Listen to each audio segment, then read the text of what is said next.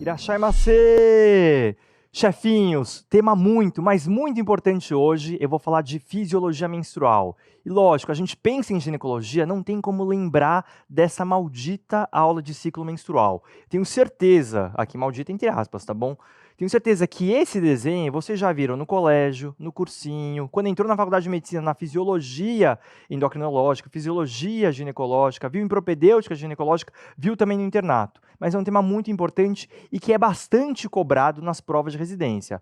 Lembrar que isso aqui, não só nas provas, mas vale para a vida, né? Quando a gente lembra do ciclo menstrual, a gente vai lembrar de todas as alterações, todas as modificações que ocorrem no corpo da mulher e também no órgão reprodutor de forma mais específica. O que a gente tem que lembrar? Quando a gente pensa no eixo, no ciclo, tem alguns compartimentos. Isso aqui vocês já até viram na aula de amenorreia. Então, para paciente menstruar todo mês, o que precisa estar funcionando? Vamos pensar nos compartimentos. Lá em cima, hipotálamo. Hipotálamo recebe estímulos externos, tem os feedbacks dos próprios hormônios que a mulher produz e ele vai liberar o GnRH. O que é o GnRH? É o hormônio liberador de gonadotrofinas.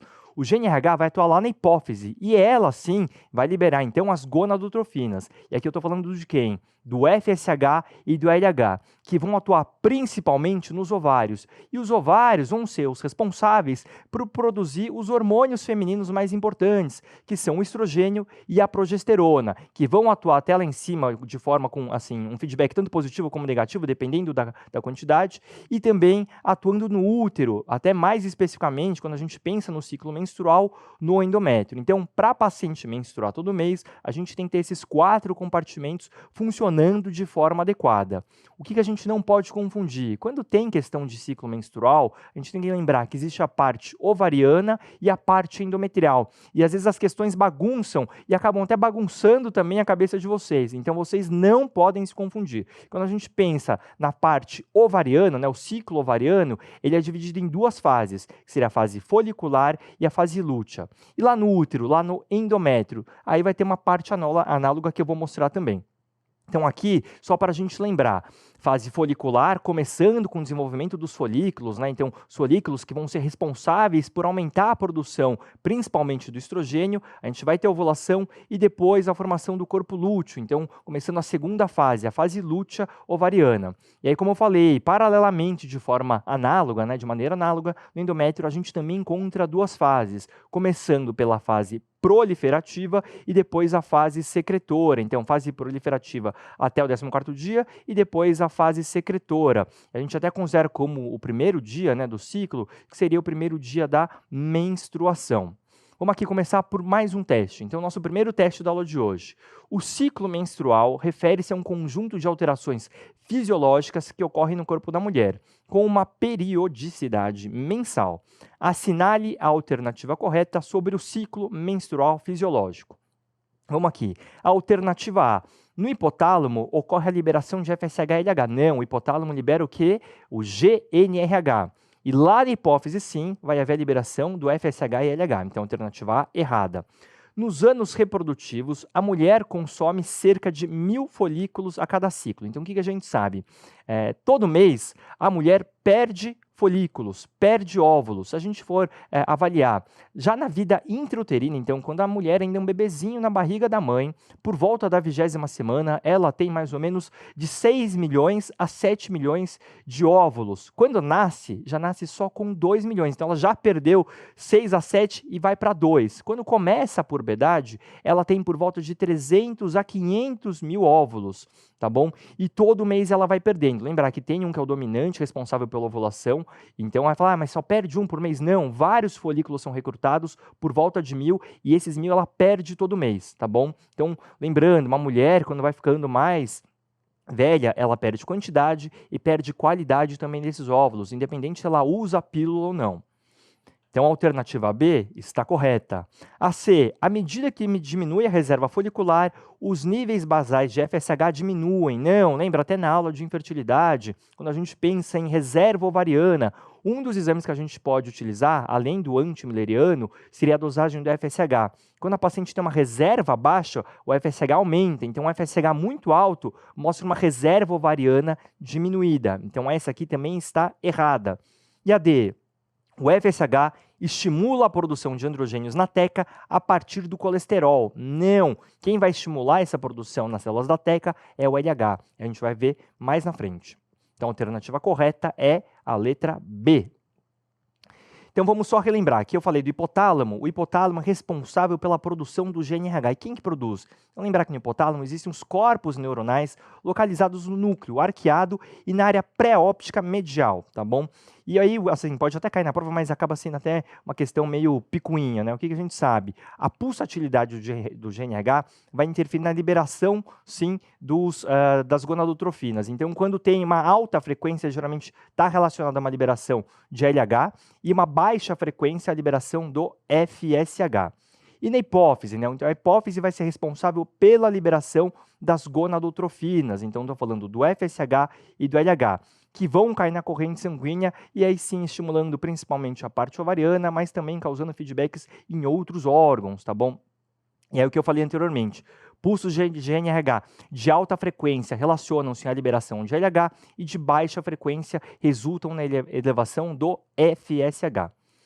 Quando a gente pensa aqui nos ovários, um ponto muito importante, a gente até vai falar dos ovários como tendo duas células, as células da teca e as células da granulosa. Por que eu estou falando isso? Porque um tema muito importante, que é bastante cobrado nas nossas provas, é a teoria das duas células, duas gonadotrofinas. O que essa teoria tenta explicar? Então, foi uma teoria proposta lá por Armstrong em 1971. Ele vai compartimentalizar o processo da esteroidogênese ovariana. Então, nessa teoria das duas células, duas gonadotrofinas, ela vai tentar explicar como que é formado os esteroides na parte do ovário. Então, principalmente, a gente lembra por que a paciente tem esse aumento de estradiol, como é que ele vai ocorrer, né, essa produção hormonal feminina. Então, para começar, a primeira célula que eu vou falar é a célula da teca. A célula da teca, ela vai ser estimulada pelo LH. Então, o LH vai se ligar lá num receptor de membrana e vai estimular a produção dos androgênios a partir de um precursor que é o colesterol. Então, aqui eu vou colocar essa imagem. Então, o LH, está vendo que ele vai se ligar num receptor de membrana e vai estimular a produção dos androgênios, no caso, androstenediona e testosterona, a partir do precursor que é o colesterol. Então, a gente tem que lembrar teca, LH, androgênios. Para lembrar, eu costumo pensar em telha, teca, LH, androgênio. É isso que vocês têm que saber. Não confundam, porque isso é muito cobrado nas nossas provas. A próxima célula é a célula da granulosa. A célula da granulosa ela vai ser estimulada pelo FSH. O que o FSH vai fazer? Vai estimular uma enzima, aromatase. Aí vocês têm que lembrar daquele processo de aromatização. O que é aromatização? É a conversão dos androgênios em estrogênios. Coloquei aqui uma foto da célula. Então, o FSH também vai se ligar no receptor de membrana e vai estimular a aromatização, que é a conversão dos androgênios em estrogênios, androstenediona e testosterona em estrona e estradiol. Então, é assim que vai ser transformado aquele ambiente mais androgênico em estrogênico no ovário das mulheres. E aqui eu coloquei já as duas células para a gente ter essa ideia geral, tá bom? Que elas estão relacionadas, tem esses compartimentos. Lembrando, célula da teca, estímulo pelo LH, que vai produzir os androgênios a partir do precursor colesterol. E aí, nas células da granulosa, a partir do estímulo do FSH, vai acontecer o quê? A aromatização, a conversão desses androgênios em estrogênios. Mais um teste para vocês. Então, em relação ao mecanismo das duas células, a principal responsável pela síntese de hormônios esteroides ovarianos durante a menarqueme é correto afirmar que tanto as células da teca quanto as da granulosa produzem estradiol. Não é isso que fala a nossa teoria, tá bom? Compartimentaliza. O LH se liga a receptores intranucleares presentes na célula da teca. A gente viu que é receptor de membrana. Então, se ele não colocasse aqui qual era o tipo de receptor, teoricamente essa alternativa estaria correta, tá bom? Mas era uma parte um pouco mais difícil mesmo. O processo de aromatização é aquele que transforma estradiol em testosterona. Não. Está errado. É o contrário. Androgênio em estrogênio.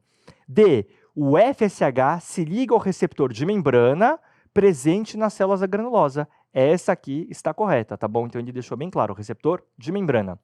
E o colesterol é o precursor para a formação de estradiol nas células da teca. Não, o colesterol vai ser o precursor, mas para a formação de quem? Dos androgênios, não é do estradiol nas células da teca. A alternativa correta é a letra D. Então vamos lá. Coloquei de novo aquela nossa tabela, na verdade, aquele gráfico do ciclo menstrual. E aqui eu vou tentar dividir melhor em partes e focar em cada uma das alterações, tanto no ovário com a respectiva alteração do endométrio. Então vamos lá, pensando na parte ovariana, lembra que eu falei, né? Não confunda ciclo ovariano com ciclo endometrial, apesar deles ocorrerem de forma paralela, tá? Ovariano, duas fases, fase folicular e fase lútea. Fase folicular, vou começar a ter o estímulo, a foliculogênese, aumentar os folículos, aumentar o estrogênio feminino. Depois, no meio, vamos pensar num ciclo de 28 dias, 14º vai ocorrer a ovulação.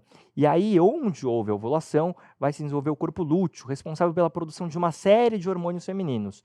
E caso a paciente não engravide, ele vai acabar entrando em colapso, formando depois o corpo albicante. Então vamos aqui, por partes, né? Vou colocar esse outro gráfico para a gente tentar correlacionar essas alterações hormonais que ocorrem com as alterações ovarianas. Começando pela fase folicular. O que a gente sabe? Logo no começo, o estrogênio e a progesterona estão em baixa. Por quê? Porque colapsou o corpo lúteo do ciclo anterior. Então caiu esses hormônios. E aí começa a ter o quê? Um aumento do FSH. Para a gente até não só memorizar, mas entender. O que significava FSH? É o hormônio folículo estimulante. Então, é nessa fase, a fase folicular, que o FSH vai estar brilhando, ele vai estar aumentando para estimular o desenvolvimento de mais folículos. Lembrar que esse aumento de FSH começou já no finalzinho do ciclo anterior. Então, ele vai estimular o desenvolvimento folicular. E aí, o que a gente sabe, né? Esses folículos, ele vai começar o quê? A aumentar a produção de estrogênio. Então, existe uma foliculogênese que vai ter um aumento progressivo desses folículos selecionados e as células da granulosa vão ser cada vez mais estimuladas a produzir, principalmente o estradiol, acaba produzindo até um outro hormônio que é a inibina B, tá bom? E lembrar que existe um folículo que vai ser o folículo dominante, responsável pela ovulação. Da fase folicular, esse aumento do estrogênio, né, a gente sabe que aí vem o pulo do gato, né? O estrogênio produzido, ele acaba tendo no começo um feedback negativo sobre as gonadotrofinas. Então, quando eu falo feedback negativo, estou aumentando o estrogênio, mas o FSH-LH eles estão diminuindo. Só que quando o nível de estradiol passa de 200 picogramas por ml, vai fazer o contrário, vai ter um feedback positivo. Então, estava diminuindo o FSH-LH e ainda continuando aumentando o estradiol. De repente, ele passa a ter um feedback positivo, e aí sim vai dar aquele pico de LH, e esse pico de LH é fundamental. Por quê? Porque ele vai fazer com que o ócito complete sua primeira divisão meiótica, tá bom? E aí sim, daí sim vai ser liberado o folículo da superfície do ovário. Isso ocorre quando? 36 horas após o pico de LH. Então, para ocorrer a ovulação, a gente tem que lembrar que vai ter aquele aumento do estradiol, até uma hora que ele vai dar um feedback positivo nas gonadotrofinas, aumentando o FSH, mas principalmente o LH.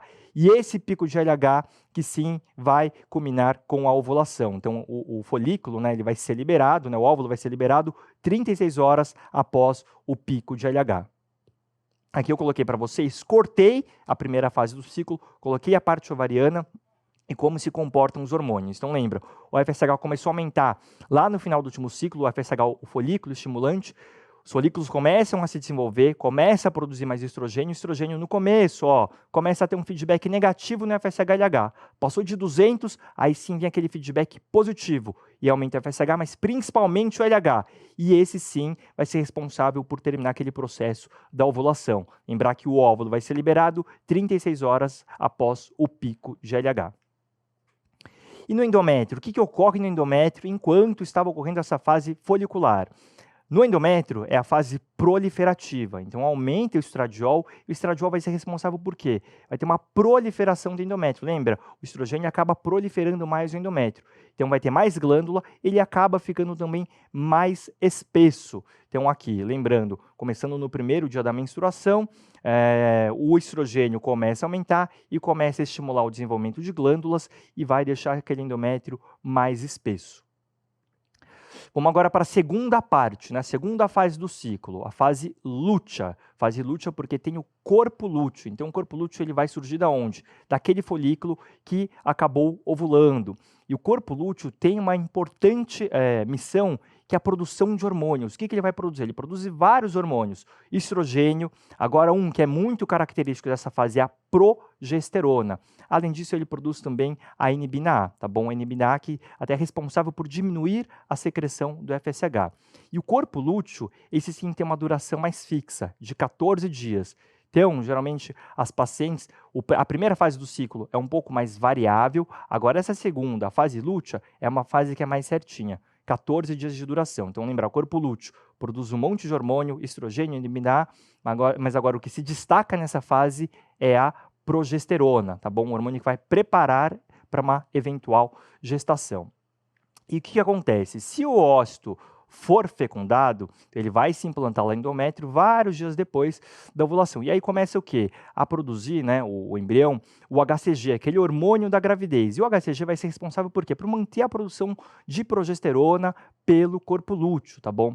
Agora, se não ocorre ovulação, vai ter uma queda dos níveis séricos dos esteroides sexuais e da inibina. Então, isso acaba fazendo o quê? É um estímulo para o reinício de um novo ciclo menstrual, tá bom? Então, vai ter uma ascensão dos níveis de FSH para já começar a seleção da nova corte de folículos. Então, um ósseo que não foi fecundado, cai muito a produção hormonal, estrogênio, progesterona e inibina A, vai começar a aumentar a FSH para preparar para um novo ciclo. Então, isso ocorre quando tem esse colapso do corpo lúteo, essa queda hormonal. Então, a gente consegue ver aqui também.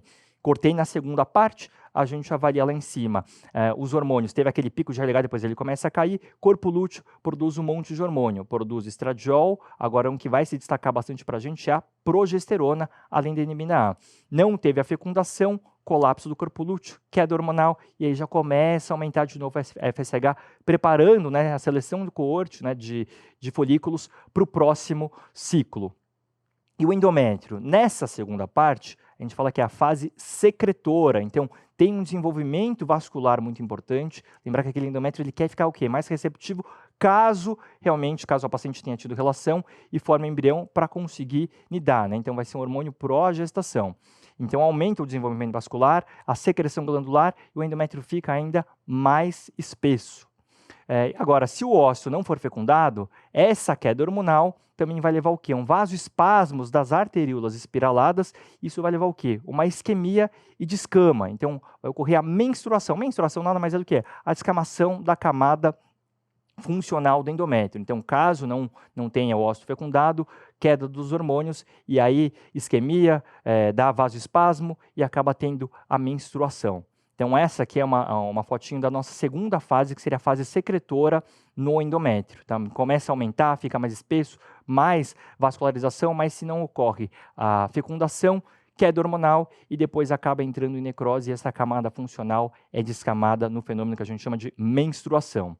Para terminar, o último teste, finalizar com chave de ouro. No ciclo menstrual, espera-se encontrar o quê? Fase lútea de 21 dias. Não, como eu disse, a fase lútea ela tende a ter uma duração de 14 dias, é um pouco mais fixo. Então, a alternativa A já está errada, a gente já arrisca aí do começo. B, fase proliferativa de cerca de 14 dias. A proliferativa, se a gente for pensar lá no endométrio, pode durar 14? Até pode durar 14, cerca de 14 até está correto. Em que há um FSH elevado, tá bom, o FSH começa a aumentar, estrogênio em ascensão, então lembra que os folículos produzem mais estrogênio, então está em ascensão mesmo, e progesterona baixa. Tá certo, progesterona está baixa, porque quem vai produzir a progesterona é o corpo lúteo. Então a alternativa B parece bem correta. C, fase proliferativa de 10 dias com altas concentrações de progesterona e LH. Não, progesterona principalmente vai aparecer aonde? Só depois que houver o desenvolvimento do corpo lúteo. Então é na segunda fase, que seria na fase secretora. D, fase lútea de cerca de 14 dias, ok, então a segunda fase ovariana é a fase lútea e tem a duração fixa de 14. Com FSH elevado, estrogênio baixo e progesterona baixa. Não, o FSH ele começa a cair e o estrogênio e a progesterona, principalmente a progesterona, aumentam muito. Lembra que o corpo lúteo produz progesterona, estrogênio e inibina A. Então a alternativa D é errada. E pico ovulatório ao redor do 10º dia do ciclo, quando há o pico de FSH e valores de LH baixo. Não, está tudo errado. Então, para ter ovulação, né, lembra que aumenta o estradiol até chegar uma hora que ele dá um feedback positivo, aumenta o LH e 36 horas depois, sim, termina o processo da ovulação com a liberação do óvulo. Então, a alternativa correta é a letra B. Chefinhos, essa foi nossa aula de ciclo, de fisiologia menstrual. Espero que vocês tenham gostado. É isso aí. Arigatou!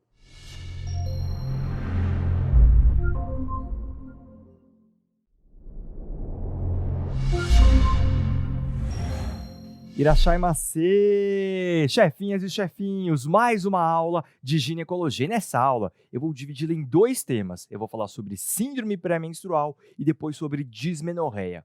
Preparados? Então vem comigo. Para começar, a tão famosa TPM, né? TPM é até o termo mais leigo. Geralmente a gente prefere chamar de síndrome pré-menstrual. Então seria SPM, né?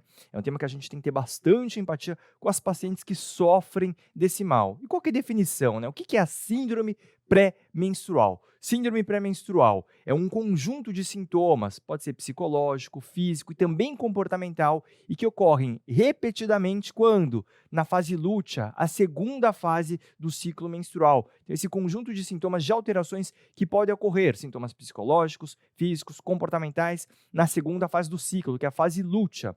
E a tendência desses sintomas é o quê? De diminuir depois da menstruação, né? Depois que a paciente termina a menstruação, os sintomas melhoram. Então, isso é algo que não fica o mês todo, é nessa fase em específico, né? Nesses dias que antecedem a menstruação, chega a menstruação, a tendência é melhorar, tá bom? Isso afeta muita gente, afeta bastante gente. Existe até uma forma mais grave da SPM, que é a TDPM, o transtorno disfórico pré-menstrual. Então, seria uma TPM plus, né, aumentada, muito mais grave e com mais repercussões à saúde da paciente, né, a qualidade de vida dela.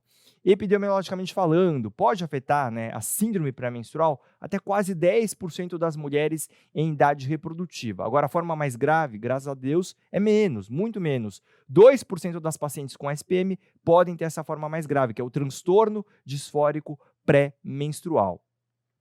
E fatores relacionados, existe algum fator de risco? Então, alguns estudos mostram que algumas situações podem favorecer o aparecimento da SPM, da síndrome pré-menstrual. Então, é mais comum em pacientes que fumam, pacientes com baixo nível educacional e também pacientes que já têm algum antecedente de algum transtorno psiquiátrico, principalmente transtornos de ansiedade. E alimentos, existe algum alimento que coma e que faça piorar, né, faça aparecer a síndrome pré-menstrual? Não tem nenhuma evidência científica falando de determinado alimento. Comer mais gordura piora. Isso até pode ser assim, algo para paciente avaliar no dia a dia, mas não tem evidência falando que algum alimento específico possa gerar o transtorno, essa síndrome pré-menstrual. E da fisiopatologia, por que ocorre, né? Por que ocorrem essas alterações? Vamos lembrar que no ciclo menstrual, uma paciente tem ciclo ovulatório todo mês, que não faz uso de método contraceptivo, existem flutuações hormonais, né? Tanto do estrogênio como também da progesterona, flutuações cíclicas. E nessas flutuações hormonais podem ter alterações de neurotransmissores, principalmente da serotonina. Então, essa seria uma das explicações para que ocorra a SPM. Mas por que ocorre em determinadas pacientes, né? A gente sabe que essas pacientes que têm a síndrome pré-menstrual, a concentração de estrogênio e progesterona é normal, então varia normalmente igual das outras pacientes que não têm o quadro. Mas provavelmente elas têm uma resposta anormal dos neurotransmissores, principalmente da serotonina.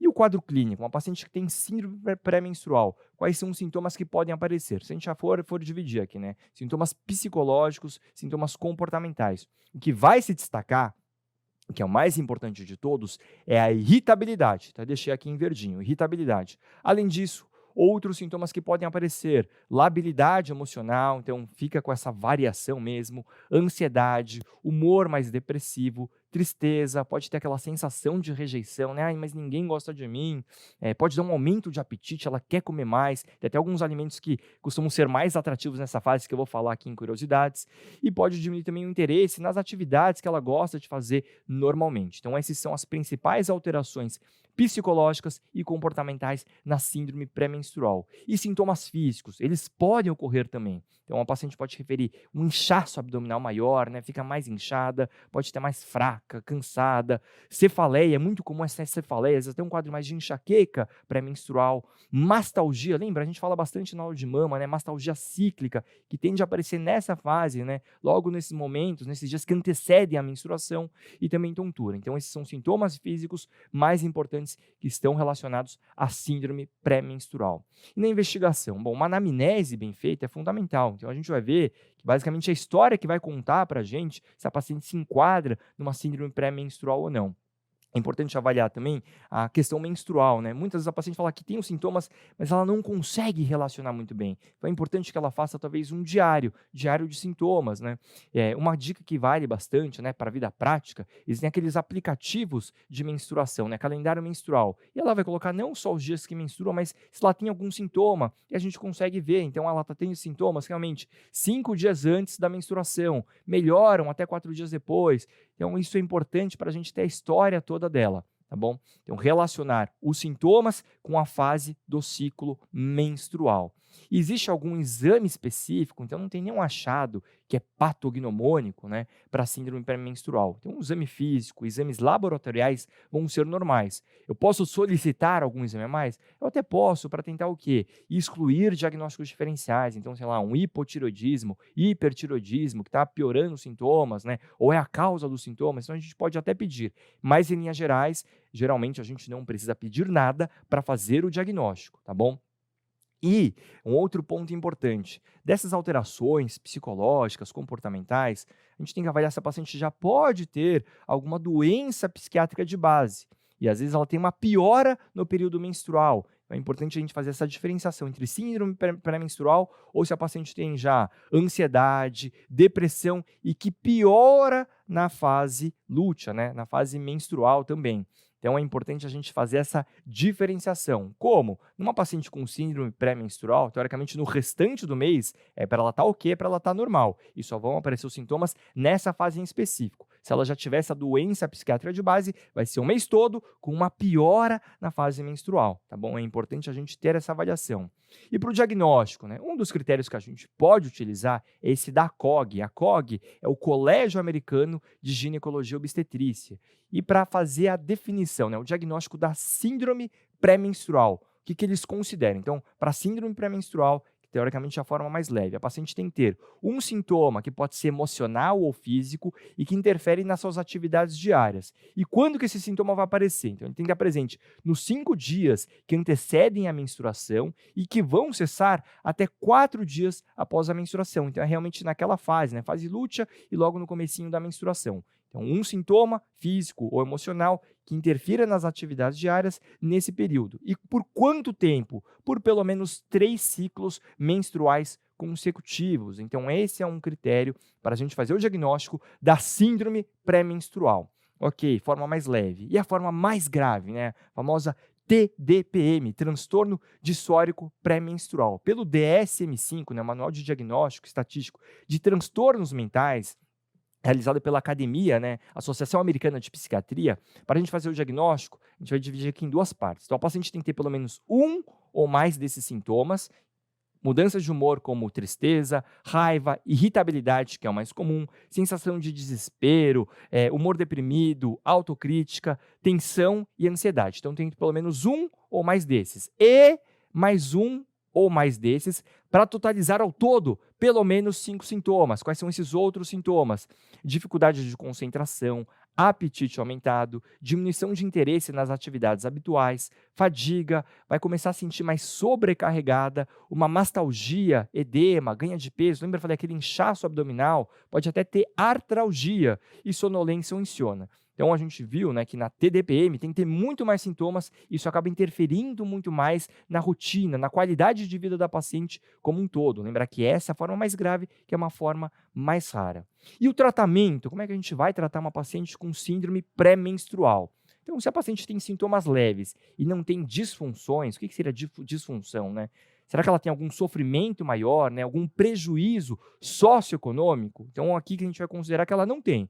Sintomas leves e sem disfunções, não é nada muito mais grave. A gente sempre vai orientar mudanças de estilo de vida. Isso a gente fala, né, para várias patologias, né, mais com essas questões de prevenção, mudança de estilo de vida. O que é importante? Atividade física regular, uma dieta mais equilibrada e também um manejo de estresse. Eu sei que é fácil, controle seu estresse, mas isso é algo que nem sempre é tão fácil de ser palpável, né? Mas pontos importantes, desde um hábito de vida saudável, paciente que fuma, parar de fumar, no dia a dia, né, tentar fazer, sei lá, ser mais calma, né? Tem até aquelas técnicas de mindfulness, meditação, tudo isso teoricamente pode ajudar nesses quadros mais leves e, na verdade, a gente vai orientar para todas as pacientes. Outro ponto importante, né, que ainda não é de medicamento, terapia comportamental. Isso tem alguns estudos que realmente mostram que isso pode ajudar no controle desses sintomas mais leves para essas pacientes.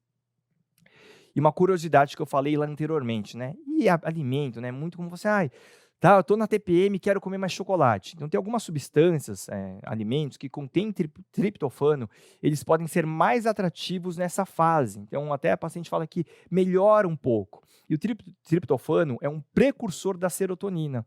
Então, às vezes, a paciente come lá o chocolate e fica mais tranquila. Então, isso até talvez tenha realmente um respaldo científico. E quais são os alimentos que têm mais triptofano? Chocolate, principalmente chocolate com maior concentração de cacau. Outros exemplos, morango, feijão, queijo e também batata inglesa. Então, essa é mais uma curiosidade aqui da nossa aula.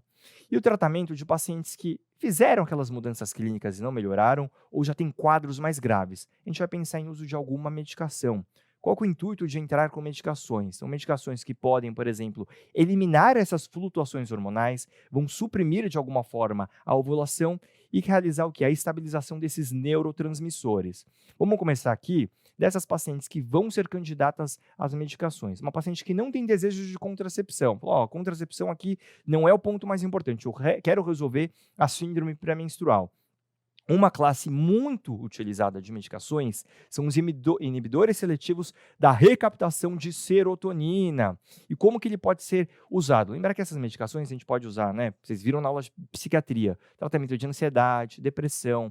Aqui, o uso pode ser diário, então contínuo, ou só na fase lútea, ou até quando ela sentir os sintomas. Olha só, lembre quando a gente fala de tratamento, por exemplo, para depressão, tem que usar por pelo menos 21 dias, lá tem aquela questão de regulação, de receptor. Aqui não, a gente pode deixar um uso diário ou mesmo só na fase lútea. Então esse é um ponto interessante. Teoricamente, fazendo uso dessas medicações, mesmo num curto intervalo de tempo, a paciente já pode ter um retorno, uma melhora muito boa.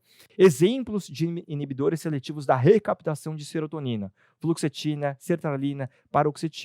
São medicações que são isentas de efeitos colaterais? Não, tem alguns efeitos colaterais. Quais são os mais comuns? Pode ter cefaleia, diarreia, náusea, insônia e até mesmo alteração da libido. Mas são medicações que são importantes e que podem ter seu papel, sim, no tratamento das pacientes com síndrome pré-menstrual, principalmente os sintomas mais graves ou que não melhoraram clinicamente. Então, são medicações que a gente não está pensando na contracepção também.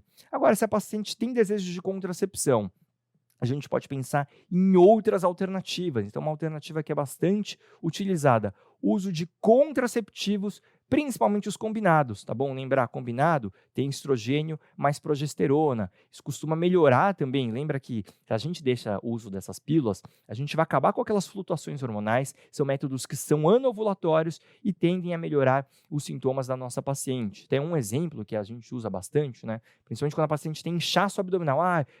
Eu retenho mais líquido, fico mais inchada, ganho peso. Eu posso deixar, por exemplo, um método combinado com uma progesterona chamada drospirenona, que é uma progesterona derivada da 17-espironolactona. Então, acaba melhorando essa parte de retenção hídrica, né, do inchaço que a paciente refere. Uma outra situação, então, falei aqui dos tratamentos em linhas gerais. E agora aquela paciente que tem uma enxaqueca pré-menstrual, né, pode até estar relacionado realmente à síndrome pré-menstrual. A gente pode deixar o uso de analgésicos, anti-inflamatórios não esteroidais e duas medicações até mais específicas para esse quadro de enxaqueca, como ergotamina e também a sumatriptano. Finalizamos a nossa parte de síndrome pré-menstrual. Eu queria fechar aqui esse mini tema com uma questão. Então vamos lá. Sobre a tensão pré-menstrual, né, TPM ou síndrome pré-menstrual, e também sobre a síndrome disfórica pré-menstrual, que é a forma mais grave. Assinale a alternativa incorreta. Então vamos ver aqui uma por uma. Alternativa A: o tratamento com inibidores seletivos da recaptação de serotonina deve resultar em melhora dos sintomas dentro de 24 a 48 horas. Sim, lembra que a gente falou que eles podem ser usados por um curto intervalo de tempo, só na fase lútea ou mesmo quando a paciente começa com sintomas. Então, a alternativa A é uma alternativa correta. B, os níveis de FSH, LH e TSH e prolactina são normais nas pacientes com a TPM. Sim, lembra que a gente falou que se a gente for dosar vai estar tudo normal. Por isso, essa patologia ainda tem origem certa. Realmente, a gente não sabe exatamente como é que funciona. Provavelmente são aquelas alterações de neurotransmissores. Essa alternativa aqui, correta também. C. O bloqueio do eixo hipotálamo hipófise ovário com anticoncepcionais orais pode ser uma alternativa terapêutica, principalmente se não houver sangramento de privação. Então, lembre-se que quando a gente deixa esses contraceptivos, não vou ter as flutuações hormonais e os sintomas tendem a melhorar. E aí podem ter os efeitos colaterais do uso de métodos contraceptivos. Um deles é aquele sangramento de privação, tá bom? Então, isso também está correto. Alternativa D. A diferença entre TPM e a TDPM, né, o transtorno disfórico pré-menstrual, está no fato da última cursar com comprometimento de funções sociais e laborais, né, do trabalho da paciente. Sim, então nessa forma mais grave, né, tem até aqueles critérios que eu mostrei do DSM-5, mas em linhas gerais compromete muito mais o dia da paciente, né, o dia a dia, a qualidade de vida, o convívio social e também às vezes chega até a faltar no trabalho por essas questões. Então a alternativa D também está correta. E o tratamento da síndrome disfórica deve ser feito com inibidores da recaptação de serotonina, ok? Conjuntamente com estabilizadores de humor, já que existe um risco de atitudes de agressão interpessoal. Calma lá, né? Mesmo nesses quadros mais graves, a gente pode começar com um passo a passo. A gente pode começar com uma pílula ou então com os inibidores seletivos. A gente não precisa começar com tudo de uma vez e lembrar sempre daquelas mudanças comportamentais de estilo de vida. Então, a nossa alternativa que está errada é justamente a alternativa E. Vamos respirar, por quê? Segunda parte da aula, então a gente está mudando de tema, a gente vai para dismenorreia. Dismenorreia, o que significa dismenorreia? É uma dor pélvica, uma dor abdominal, principalmente uma dor pélvica, que ocorre quando? Antes ou durante o fluxo menstrual. Então, ocorre quando? No período menstrual. É a famosa cólica menstrual. Cólica menstrual. É um quadro que é bastante prevalente e a gente tem que tomar cuidado porque isso pode ser acompanhado, né, de alterações importantes na qualidade de vida que levam até a paciente a perder dias de trabalho, dias de estudo. Então, alguns estudos, né, mostram que até 10% das mulheres na MENAC sofrem de uma dismenorreia importante a ponto de ter que faltar na escola, na faculdade e no emprego, tá bom? Então, esse é um quadro que é uma medida até de saúde pública que a gente tem que pensar nessas situações de dismenorreia. Piora muito a qualidade de vida da nossa paciente. E o que justifica ter uma cólica menstrual, né? Se a gente pensa na fisiopatologia, geralmente quando tem o fluxo menstrual na menstruação, há a liberação de algumas prostaglandinas pelo endométrio. Essas prostaglandinas têm várias funções. Elas podem, por exemplo, aumentar o tônus da musculatura. Então, lembra que a paciente está sangrando, a prostaglandina teoricamente vai ajudar a contrair até para diminuir o sangramento. E isso acaba diminuindo o fluxo sanguíneo para o útero como um todo também. Essa diminuição de fluxo causa uma hipóxia tecidual, e essa hipóxia pode causar a dor. Então, essa seria uma das explicações para a paciente ter dor durante o fluxo menstrual, durante o período menstrual. E a gente vai dividir a dismenorreia como ela sendo primária ou funcional. Então, dismenorreia primária, não tem nenhuma doença anatômica que justifique o quadro de cólica menstrual dela. E a dismenorreia secundária ou orgânica, quando existe alguma alteração ginecológica que está o quê? Por trás dessa cólica menstrual. E aí, trouxe um flashcard para vocês e eu queria até tocar meu sininho, porque qual que é a principal causa de dismenorreia secundária? A gente bate bastante nessa tecla na nossa aula de endometriose. Então, endometriose é uma causa importantíssima de dismenorreia secundária. Vamos relembrar até de algumas outras causas que podem, né, levar a quadros de cólicas. Quando a gente pensa em causas intrauterinas, né, então causas secundárias, intrauterinas, lembra da adenomiose, que é até uma prima da endometriose, quando o endométrio infiltra o miométrio, deixa aquele útero maior, mais bojudo, está relacionado à cólica menstrual, quadros de sangramento, menorragia, mioma, não é queixa mais comum, mas pode estar associado, abortamento, anomalias millerianas, né, malformações dos ductos de Miller. Isso pode levar à cólica menstrual, estenose do colo do útero e também o uso de DIU. Então, DIU, principalmente o DIU de cobre. O DIU de cobre é o mais relacionado a um aumento de cólica menstrual. Existem causas também extrauterinas, como a própria endometriose. Lembra que a endometriose, o endométrio, ele está fora do útero e isso causa dor, tá bom? Lembra que não é uma doença do útero em si. Aderências pélvicas, geralmente relacionadas a cirurgias ou até mesmo antecedente de infecções ginecológicas, como a DIP, a doença inflamatória pélvica. Lembra que a DIP pode levar a um quadro de dor crônica mesmo, e gravidez ectópica. E outras causas que a gente considera como não ginecológicas, mais comum até, alterações intestinais. Então, síndrome do colo irritável, né, síndrome do intestino irritável, alguma doença inflamatória intestinal, quadros de infecção urinária e também situações, né, mais comportamentais, psiquiátricas, como depressão e desordens psicossomáticas. Pode ter ainda outra causa, por exemplo, uma dor osteomuscular, uma dor miofacial, são outros quadros que a gente tem que excluir numa paciente que vem com uma queixa de dismenorreia. O diagnóstico, a anamnese é muito importante. Então, ver uma situação que é mais aguda, uso crônico, né? Teve uso de medicação, usou pílula, teve melhora, não teve melhora, exame físico, principalmente se a gente está pensando em causas secundárias para ela, endometriose, no exame de toque eu posso sentir um nódulo retrocervical, se é uma adenomiose, um mioma, um útero aumentado de tamanho, e exame de imagem acaba sendo fundamental, principalmente para excluir essas causas anatômicas. E o nosso primeiro exame de imagem acaba sendo o ultrassom. Ultrassom pélvico, se a paciente já teve relação, ultrassom pélvico por via transvaginal. Deixei um asterisco aqui. Por quê? Se eu tenho uma queixa que vá lembrar de endometriose, lembra até aqueles 6Ds da endometriose? Lembrar que o ultrassom pélvico normal não vai fazer o diagnóstico da maior parte dessas lesões. Então, se eu quero pensar em endometriose, investigar a endometriose mais a fundo, os dois melhores exames não invasivos para o diagnóstico da endometriose são a ressonância magnética ou o ultrassom transvaginal, mas é um ultrassom com preparo intestinal para mapeamento da endometriose. Então, esse é o asterisco que vai ser cobrado nas questões que envolverem endometriose. E o tratamento? Bom, se a paciente tem principalmente um quadro de dismenorreia primária, não achei nenhuma causa, tem dor, o que eu posso deixar? Quando tiver dor, a gente pode abrir mão de analgésicos e também de anti-inflamatórios não esteroidais. Os anti-inflamatórios acabam funcionando muito bem, então mais 70% das mulheres referem uma melhora muito boa quando faz uso de anti-inflamatório. Bom, e se ela não quiser ter a dor, né? Então, aqui eu pensei em analgesia anti-inflamatória quando tem dor, mas ela quer tentar tirar a dor de vez. Eu posso fazer o uso de contraceptivos hormonais, então, exemplo, né, deixar uma pílula combinada. Um dos efeitos colaterais benéficos é diminuir o fluxo menstrual e diminuir a cólica menstrual. Uma outra medicação que vem sendo bastante utilizada também nesses quadros de dismenorreia é o uso do DIU, mas aí não vale qualquer DIU, porque o DIU de cobre, como eu disse, ele piora a cólica, então tem que ser o DIU medicado, o DIU de levonorgestrel. O nome comercial que a gente tem no Brasil, que a gente utiliza, é o famoso Mirena. Então, essas são as medicações que a gente vai utilizar para que a paciente não tenha esse quadro de cólica mensal. E aí o que vale também para todas as pacientes, que a gente sempre bate nesse martelo, mudanças de estilo de vida, controle e manejo de estresse, a atividade física ajuda muito e também uma dieta mais equilibrada. Chefinhas e chefinhos, essa foi a aula de síndrome pré-menstrual e também dismenorreia. Arigatou!